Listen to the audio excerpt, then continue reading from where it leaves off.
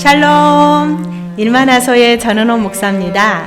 오늘은 구약성경 시편 119편 33절과 34절 말씀을 묵상하겠습니다. 먼저 말씀을 읽겠습니다. 여호와여, 주의 율례들의 도를 내게 가르치소서.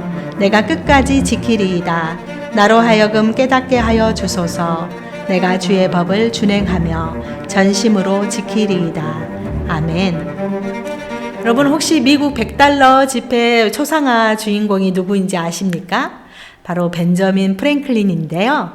이 프랭클린은 다양한 직업 활동을 했던 사람으로도 유명합니다. 그는 처음에는 인쇄공으로 출발해서 신문사를 경영하기도 했고요. 나중에는 발명가가 돼서 개방형 난로를 발명하기도 하고, 또 우리에게도 아주 유명한 낙뢰를 피하기 위한 피레침을 발명하기도 했습니다.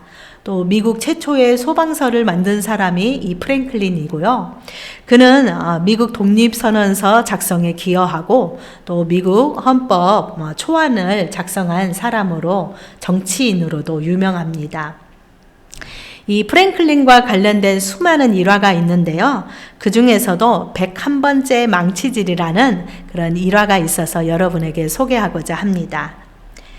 사람들이 벤저민 프랭클린에게 당신은 수많은 장애에도 불구하고 어떻게 포기하지 않고 한 가지 일에만 전념할 수 있었습니까? 라고 물었다고 합니다.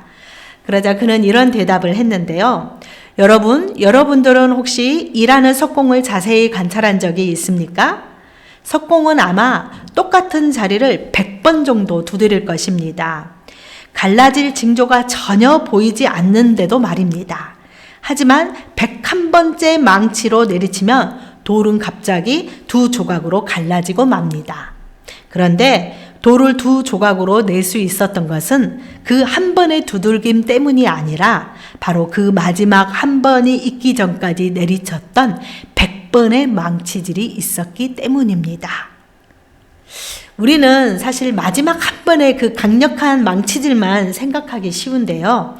그 전에 끊임없이 인내를 가지고 100번이나 내리쳤던 그 망치질의 그 가치에 대해서는 자꾸 잊어버릴 때가 많습니다. 사실 무언가를 계획해서 끝까지 한다는 것은 생각보다 쉽지 않습니다. 강인한 의지와 끈질긴 인내력이 수반되는 일인데요. 중간에 무슨 일이 생겨서, 환경적인 변화가 생겨서 그만두기도 하고, 또 하다가 지쳐서 또 그만두고, 또 전혀 새롭지 않아서 지루해서 어떤 일을 포기할 때도 있습니다.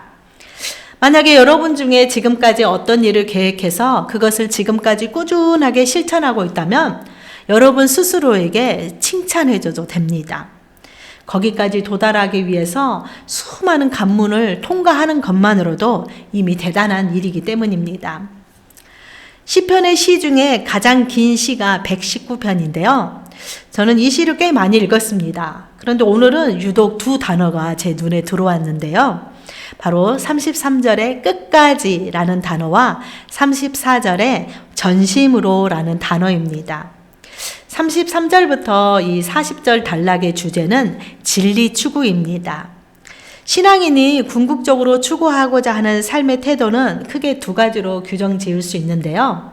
먼저 소극적인 의미로는 모든 죄악된 것에서 벗어나는 삶, 죄에서 멀어지는 삶이라고 할 수 있을 것입니다. 그리고 적극적인 태도라면 그것은 하나님의 뜻에 맞는 삶을 살아가는 것, 다른 말로는 하나님과 동행하는 삶을 이야기합니다. 그런데 그런 삶을 살기 위해서 이 119편의 시인은 하나님의 율법을 가르쳐 달라고, 그것을 깨닫게 해달라고 요청하고 있습니다. 작자미상의 시이지만 이 시는 지혜시로, 그리고 율례시로 잘 알려져 있습니다. 율례시라고 할 만큼 이 시에서는 반복적인 단어가 있는데요. 바로 율법이라는 단어입니다. 이 단어를 다른 말로 하면 말씀이라고 바꿔서 사용할 수 있습니다. 총 176구절로 이루어져 있는데 거의 모든 구절마다 이 율법이라는 단어와 그 의미가 비슷한 단어들이 여러 곳에 배치가 되어 있습니다. 그만큼 시인은 성도의 삶에서 이 율법, 하나님의 말씀이 차지하는 위치가 얼마나 중요한지를 강조하고 있는데요. 그래서 시인은 주의 말씀을 가르쳐 주시면 그것을 끝까지 지키겠습니다 라고 다짐하고 있습니다.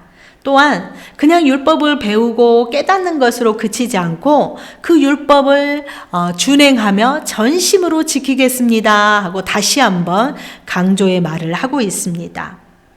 전심이라는 단어는 온 마음이라는 뜻 아니겠습니까? 온 마음으로 하나님의 말씀을 따르고자 하는 그 마음이 시인처럼 우리 안에 자리 잡게 될 때 하나님의 말씀은 생명력을 발휘하게 됩니다.